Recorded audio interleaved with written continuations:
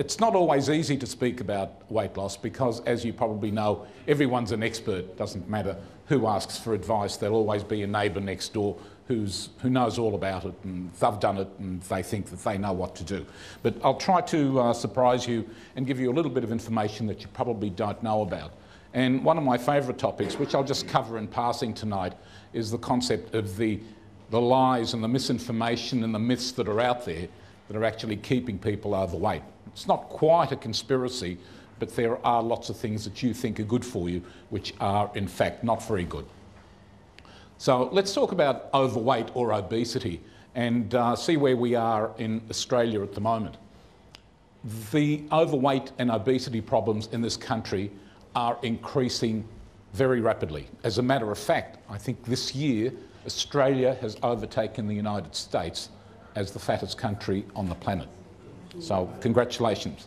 There are many causes. Everyone's always looking for one cause that they think can be fixed overnight and everything will be okay, but it's not. It's usually my thyroid doctor or it's my hormones, but there are multiple causes for these things, and therefore as a result you have to have a multifaceted approach.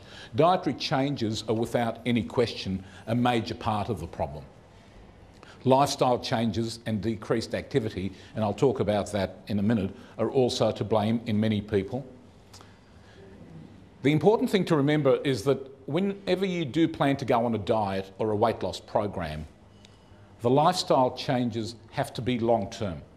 Too many people want a piece of paper or some protein powders, go and do this for the next 2 or 4 weeks and everything will be fine. Can you lose weight with that? Absolutely you can, but the chances are 95% plus that you'll regain that weight because you haven't learned exactly what's going on and what you need to do in the long term to succeed. Genetics are without doubt a major ingredient. The fact that some people do complain and they say, I have more trouble losing weight than my skinny next door neighbour, it's true. 30 to 50% of weight loss is genetically related. And if you've got this sad predisposition of being born into the wrong family with fat genes, if you like, terrible word, but not, I'll explain that more clearly later, it makes it harder for you to lose weight, but it doesn't make it impossible. And even if you have the genetic predisposition to weight gain, you can still be lean and healthy forever. The big question is what constitutes fatness? I mean, and how do we measure it? Weight is the de facto measure, and it's the easiest one to do because you just get on the scales. But it's not really a very good one because it measures fat, measures muscle, measures bone, measures a lot of things, and fluid balance changes can have a very big impact. BMI, or body mass index, has become a very popular term, and people think that it's the ideal thing to measure weight and degree of fatness, but as a matter of fact it's not. And the problem with BMI, as we found out when we tried to use it on athletes, is that if you look at this man and that man, they can have exactly the same BMI. It's just that one is muscle and the other is fat.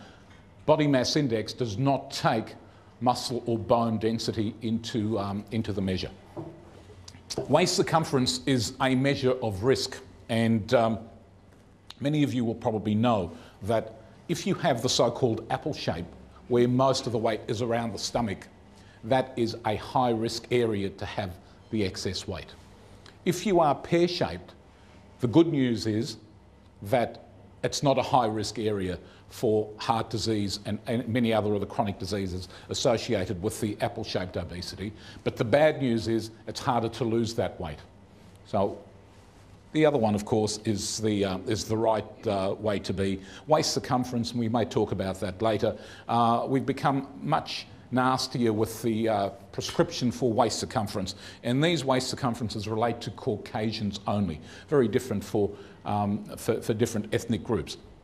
We used to think that an acceptable waist circumference was 100 centimetres in a male. Now we think it needs to be under 94 centimetres, and for women 90 centimetres. Now it's under 80 centimetres. So things are getting pretty tough.